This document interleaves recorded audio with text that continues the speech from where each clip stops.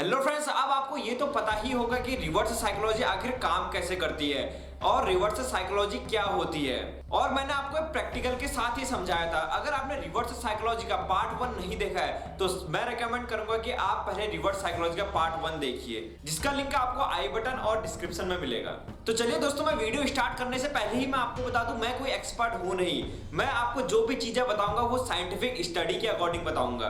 तो आज हम इस वीडियो में ये बात करेंगे कि आखिर रिवर्स साइकोलॉजी का यूज कैसे किया जाता है और हमें किन सिचुएशन में रिवर्स साइकोलॉजी का यूज नहीं करना है और हमें क्या क्या बातों का ध्यान रखना है। और आज की वीडियो में आप जितने भी पॉइंट के बारे में सुनोगे, अगर आप इसे अच्छे से फॉलो करते हैं तो आप अपनी बात आसानी से मनवा सकते हैं किसी से भी। तो आज की वीडियो बहुत ही इंटरेस्टिंग होने वाली है, तो मेरे साथ जुड़ जाइए इस वीडियो के लास्ट तक। सबसे पहले आपको यह अंडरस्टैंड करना पड़ेगा कि रिवर्स साइकोलॉजी हर सिचुएशन में काम नहीं करती है। और अब ऐसी क्या सिचुएशन है जहां पर हमें रिवर्स साइकोलॉजी का यूज करना चाहिए। तो चलिए हम इसको एक एग्जांपल के रूप में समझते हैं। जैसे कोई ओवर कॉन्फिडेंस लोग होते हैं, ये इसको एक चैलेंजेस के रूप में लेते हैं। जैसे अगर आपने उस आदमी को ऐसा बोला तू तो ये नहीं कर सकता है, पर जो ओवर कॉन्फिडेंस लोग होंगे वो ऐसा सोचेंगे कि आखिर इसने ये ऐसा बोल कैसे दिया। तो जाहिर सी बात है वो उस काम को करने के लिए काफी ज्यादा एक्साइटेड होगा और यहाँ पर रिवर्स साइकोलॉजी काम करेगी। यहाँ पर वो व्यक्ति आपकी बात इजीली मान जाएगा। अब दूसरा एग्जांपल ये है कि वो है इमोशनल लोग। अब जैसे कोई व्यक्ति बहुत ही ज्यादा इमोशनल हो जाता है तो वो ये बात को एक डिसरिस्पेक्ट समझ लेता है। तो जैसे आपने उस व्यक्ति को बोला कि ये काम तो तेरे बस की नहीं है, तो जो वो इमोशनल व्यक्ति होगा वो इसे एक बेइज्जती के रूप में लेगा और वो व्यक्ति बदला लेने के लिए वो काम जरूर करेगा जो आपने कहा है। पर यहाँ पर आपको रिवर्स साइकोलॉजी का यूज बहुत ही केयरफुली करना है, जैसा कि मैंने फर्स्ट वीडियो में बताया था रिवर्स साइकोलॉजी के पार्ट 1 में। तो यहाँ पर आपको रिवर्स साइकोलॉजी का यूज बहुत ही केयरफुली करना है। और मैंने आपको रिवर्स साइकोलॉजी के पार्ट 1 में भी ये बात बताई थी कि आपको उस व्यक्ति की डिसरिस्पेक्ट नहीं करनी है।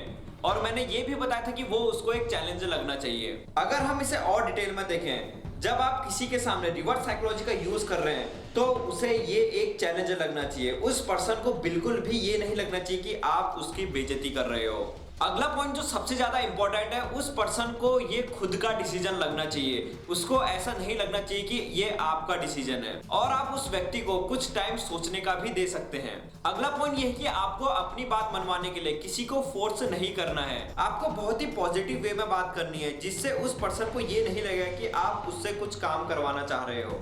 सो अगर आपको ये वीडियो समझने में थोड़ी दिक्कत आ रही है तो मैं फिर से यही रेकमेंड करूंगा कि आप पहले पार्ट 1 देखिए। अगला पॉइंट ये है कि आपको रिवर्स साइकोलॉजी का यूज सीरियस सिचुएशन में नहीं करना है। जैसे कभी वो व्यक्ति बहुत ज्यादा सैड हो या उसकी लाइफ में कोई प्रॉब्लम चल रही हो तो आपको वहां पर उसका यूज नहीं करना है। अब मैंने आपको ये पॉइंट तो बता दिए, पर अब ऐसा तो होगा नहीं कि आप इन पॉइंट के जरिए ही रिवर्स साइकोलॉजी का यूज करने में मास्टर बन जाएं। और जाहिर सी बात है रिवर्स साइकोलॉजी का यूज आप हर टाइम पे तो कर नहीं सकते हैं, किसी टाइम पे तो आप फेल भी होंगे।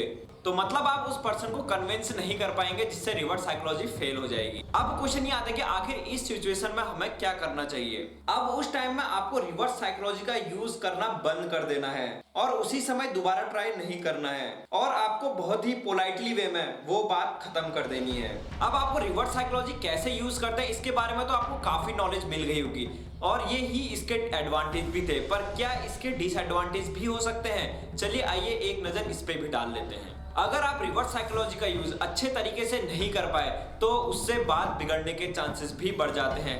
जैसा कि मैंने आपको पहले बताया था कि रिवर्स साइकोलॉजी 90% लोगों पे काम करती है और ये भी देखा गया है कि बात कभी कभी इतनी बिगड़ जाती है कि वो लड़ाई झगड़े की नौबत भी आ जाती है। तो इसीलिए मैं आपको बार बार कह रहा हूँ कि रिवर्स साइकोलॉजी का यूज आप बहुत ही केयरफुली वे में करिए। सो आई होप गाइस आज की इस वीडियो से आपने काफी कुछ नया सीखा होगा।